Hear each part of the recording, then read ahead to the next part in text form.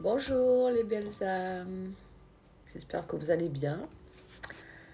Alors aujourd'hui je t'invite à plonger avec moi dans un sujet aussi mystérieux que profondément humain. La question est pourquoi et comment le cerveau efface-t-il les souvenirs traumatisants? Alors j'ai dû prendre des notes parce que c'est un petit peu complexe. Donc j'ai pris des notes, donc je vais vous lire toutes les notes et ce que j'ai reçu à ce sujet. Un sujet qui me parle beaucoup, car j'ai vécu des expériences traumatisantes durant l'enfance et bien au-delà. Donc, je trouvais intéressant de vous partager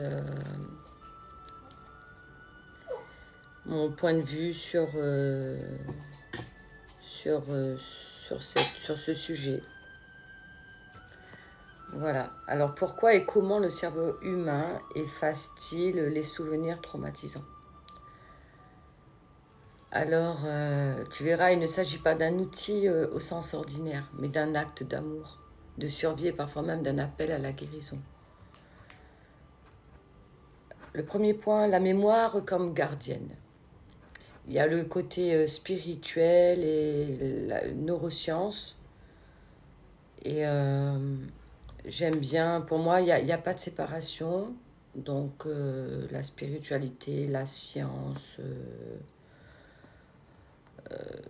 le corps, l'âme, l'esprit ne font qu'un. Donc je ne peux pas séparer la spiritualité de la science. Pour moi, c'est pas possible. Enfin, c'est mon point de vue. Vous verrez bien ce que je vais vous partager sur cette thématique, ce sujet. Il y a mon petit chien qui est là, il est un peu chiant, mais on va faire avec. Voilà. Alors, la mémoire comme gardienne. Le cerveau est un gardien. Quand un événement est douloureux, trop intense, trop violent, il met en place un mécanisme de protection. Il ne détruit pas le souvenir, il le range dans un endroit inaccessible, hors de portée de notre conscience. C'est une forme de dissociation, le corps est là, mais la conscience s'échappe. C'est un peu comme si le souvenir était mis dans une bulle, un coffre-fort, le temps que l'âme soit prête à le garder autrement. Ensuite, il y a le cerveau qui se met en alerte. Enfin, le cerveau peut se mettre en alerte. Pendant un choc émotionnel, l'amygdale, notre alarme intérieure, s'active à fond. Elle dit danger, il faut survivre, mais l'hippocampe, lui, n'arrive plus à enregistrer normalement ce qui se passe et le cortex, le mental, se déconnecte. C'est comme si le souvenir s'écrivait de travers ou qu'il restait figé quelque part en dehors du temps.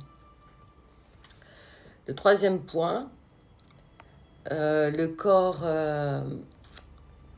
corps se souvient, même quand la tête oublie.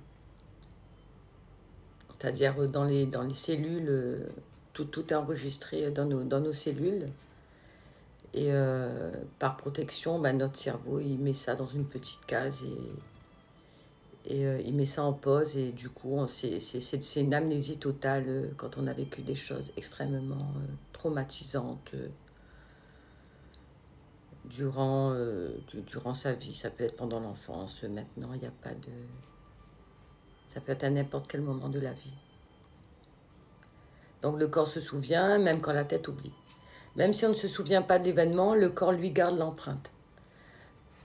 Une odeur, un son, un toucher peut réveiller un malaise sans qu'on sache pourquoi. On parle alors de mémoire implicite et de mémoire cellulaire. Voilà, c'est ce que je vous ai expliqué. Tout est enregistré dans les mémoires cellulaires.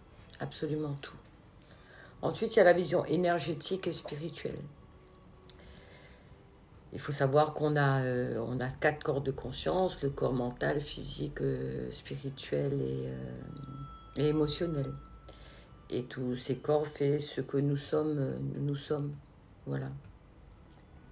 Nous sommes venus expérimenter ici. Alors, vision énergétique et spirituelle, sur un plan plus subtil, je ressens que le traumatisme peut aussi s'imprimer dans nos corps énergétiques. Il crée une sorte de gel vibratoire, un nœud, un blocage. C'est ce qu'on appelle les blocages énergétiques. L'énergie ne circule plus. Et il crée une sorte voilà, de gel vibratoire, un nœud, un blocage. Et le trou de mémoire devient alors une mise en quarantaine vibratoire. Mise en quarantaine vibratoire, ça veut dire que le corps, lui, euh, il est dans une amnésie totale. On ne se souvient plus de rien du tout. Voilà. Une manière pour l'âme de dire tu n'es pas encore prêt. Un jour, tu pourras transmuter. Donc tout ça est gardé en mémoire, et tôt ou tard, tout remonte. Et ça, c'est pour tout le monde, qu'on le veuille ou pas.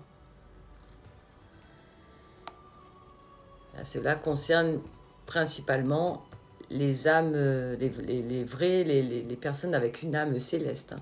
Pas les portails organiques, et éventuellement les coquilles vides. Les coquilles vides sont des personnes qui avaient une âme, mais justement par rapport à ce que je suis en train de vous expliquer, parfois l'âme se déconnecte complètement du corps et du coup on devient des coquilles vides et là c'est des entités qui entrent dans le corps, qui est au contrôle du corps de la personne. Elle n'a plus d'âme, voire partiellement l'âme entre et sort. Alors, le 5e point, guérir n'est pas se souvenir, c'est se libérer. Guérir. J'avais partagé un post sur mon compte Facebook, et ici aussi d'ailleurs, je crois. Tu sais, guérir ne veut pas toujours dire retrouver le souvenir. Guérir, c'est quand la blessure ne contrôle plus nos émotions, nos choix, notre vie. C'est retrouver son pouvoir, sa souveraineté, sa lumière. Et parfois, quand on est prêt, le souvenir revient par vague, par sensation, ou en douceur dans un rêve, une thérapie, une méditation. Mais cette fois, on a grandi, on peut l'accueillir. Voilà, et pour finir, en conclusion, alors non, le cerveau n'efface pas vraiment. Il protège, il attend et il nous fait confiance. Voilà, à toi qui écoutes ceci, sache que tout ce que ton être a vécu est précieux, même si aujourd'hui tu n'en as pas encore toutes les clés. Et quelque part, je vous donne aussi quelques clés de compréhension pour voir comment vous fonctionnez, mais il faut déjà avoir conscience que vous avez une âme pour comprendre tout cela, parce que juste avec le mental, c'est un peu compliqué de comprendre tout ça. Vibratoirement, ce n'est pas, c'est compliqué, voilà. Mais c'est ce que je suis venue faire ici, ouvrir votre esprit, vous éveiller et peut-être vous aider à retrouver le chemin de la guérison du corps, de l'âme et de l'esprit. Voilà. Je vous envoie plein de douceur, de lumière et ayez confiance en vous sur votre chemin de guérison. À très vite. Ciao.